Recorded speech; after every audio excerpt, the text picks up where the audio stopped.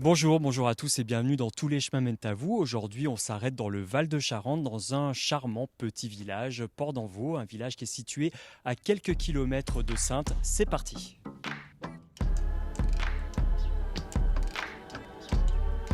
Je tenais à vous montrer cette plaque commémorative. Montrez-nous, on peut y aller, montrez-nous cette plaque, parce qu'elle a une particularité, cette plaque. Qui Dites-nous. raconte un peu l'histoire du village. C'est ça l'histoire du village, c'est la batellerie. Parce que là, on ne le voit pas encore, mais en fait, ce village est traversé par la Charente, un fleuve, le fleuve Charente. Vous voyez sur cette plaque, il y a 34 noms de bateaux, de propriétaires et de capitaines. Mais qu'est-ce que faisaient ces capitaines en fait ici? Ils naviguaient, ils transportaient de la marchandise. Pour la construction de Rochefort, qui est un port militaire, on a besoin de canons. Les canons, ils viennent de Ruelle. Ruelle, c'est au-dessus d'Angoulême. Donc les bateaux vont chercher des canons. Ils vont chercher du bois, ils vont chercher de la pierre. La Charente va prendre énormément d'importance car toute la navigation, tout le transport sera fait par la Charente. C'était vraiment une voie de communication principale à une certaine époque. Capitale jusqu'en 1926.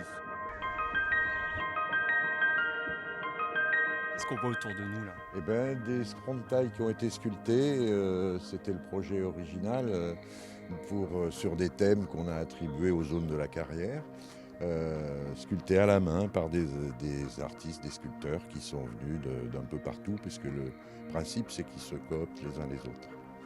C'est un atelier à ciel ouvert en quelque sorte, mais pour rappeler le contexte, nous sommes dans une carrière, c'est ça? Oui, ça a été une carrière dont l'exploitation a été abandonnée avant la guerre de 14, puis qui était une petite carrière artisanale où les carriers étaient habitants carriers et agriculteurs. Et donc la pierre est assez fine, ici elle n'est pas coquillée, donc pour la sculpture ça se prête bien. Ça s'est prêté pour des tas des monuments, genre la cathédrale de Cologne. Et puis même, je crois que vous me l'avez dit, aussi le socle de la Statue de la Liberté, c'est ça, c'est incroyable ça. Le socle de la Statue de la Liberté, et puis toute la ville de Rochefort, enfin puis toutes les villes de Saintonge, tous les villages de Saintonge, tout ça vient, et ça date des Romains. C'est les Romains qui ont exploité les premiers la pierre ici.